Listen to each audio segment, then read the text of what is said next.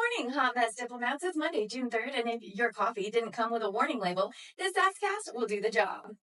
Today, we're talking about flamethrowers at protests, yes, literal ones, Pentagon press crackdowns, and mental health support being chopped faster than a budget line in an election year. So if you came for clarity, sass, and a stiff shot of truth, welcome. This is the only morning show where facts wear stilettos and accountability gets spicier before noon. Let's dive in. On June 1st, a 45-year-old Egyptian national named Mohammed Sabri Solomon attacked a pro-Israel rally in Boulder, Colorado with a makeshift flamethrower, injuring 6 elderly victims and shouting "Free Palestine" as he launched fire into the crowd. Authorities are calling it a targeted terrorist attack and say Solomon overstayed his visa after entering the U.S. in 2022. Now, the political spin machine are doing what they do best. Left-leaning coverage is framing it as a heinous act of anti-Semitic terrorism contextualized within the border Israel-Gaza conflict and rising hate speech. Right-leaning media, on the other hand, is laser-focused on his immigration status, blaming open border policies and calling it a failure of Biden's leadership. Center coverage? Mostly quiet and clinical. Just the facts, ma'am. The real story is this: 6 people were burned in a hate-fueled act of violence on U.S. soil. And instead of coming together to address it, we're using it to reignite old fights over race, borders, and religion. Because in America, even terrorism gets filtered through the lens of which team you're on.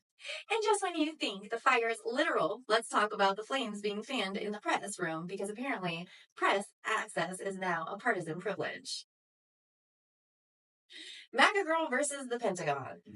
Gabriela Cusia, a Pentagon correspondent for One American News, criticized Defense Secretary Pete Hegseth and says she was fired immediately after.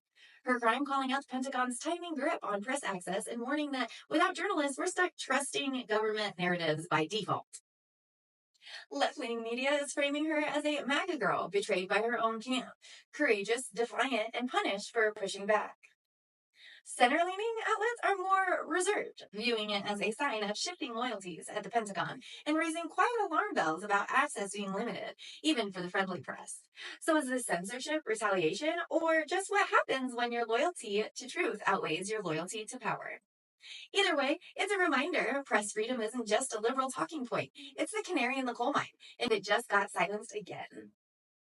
But if freedom of the press is on life support, school mental health might be flatlining next. Because while politicians argue about quotas, the kids who survived Uvalde are losing their counselors. After the Uvalde shooting, both parties agreed kids need better mental health care. Schools got grants, hired counselors, and built trauma support programs, many designed to help students of color with providers who actually looked like them. Now, the Trump administration is cutting over $1 billion in mental health funding, ending school programs schools thought were funded for years to come. Left-leaning outlets are calling the cuts indefensible. Right-leaning ones say it's bold actions against misguided DEI programs.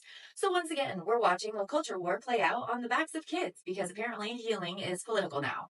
The bottom line, after tragedy, the support was bipartisan, but now that it costs something, suddenly it's a budget issue.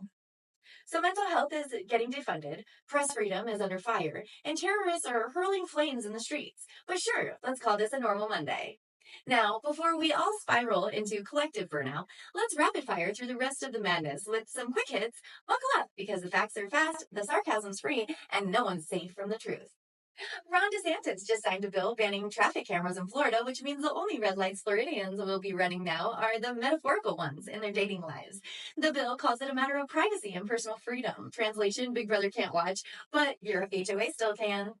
The FDA is investigating over 60 products sold online as natural Ozempic. Turns out they contain unapproved drugs and mystery ingredients because nothing says holistic wellness like injecting yourself with bargain bin peptides from TikTok. The IRS just launched a pilot program for free government, back tax filing software, and TurboTax is sweating harder than a politician at a fact-checking convention. The program rolled out to 12 states this year, with plans to expand if people don't ride over its bump. A Texas school district is banning pride flags and political signs, but still proudly displays the 10 Commandments. Nothing like a good old government-mandated mix of church and state to confuse the Constitution with a church bulletin.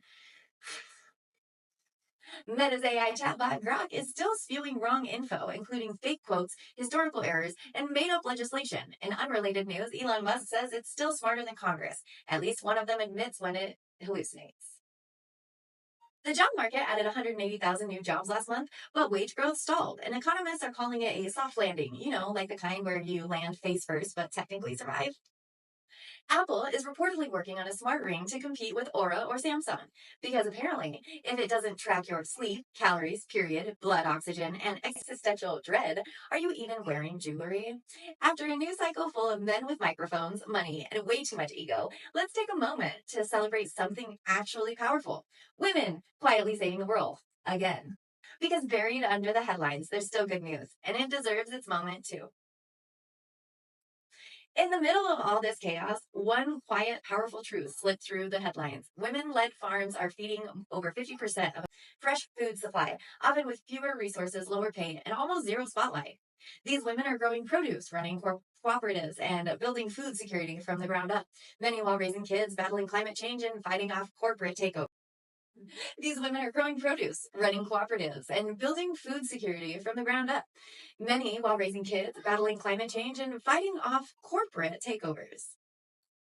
They're not doing it for headlines or hashtags. They're doing it because it's how you keep a community alive. So while the suits on Capitol Hill argue over culture wars and campaign donations, women are quietly and consistently saving the damn country. Again. So to recap, terrorists are wielding fire, journalists are getting muzzled, and kids are being told their trauma isn't cost effective anymore. But through it all, women are still growing the food, feeding the nation, and holding it down, like they always have. You can't cancel that kind of power, no matter who's holding the purse strings. Stay loud, stay smart, and stay dangerous, darling. I'll see you tomorrow for more headlines and a whole lot of hell no energy.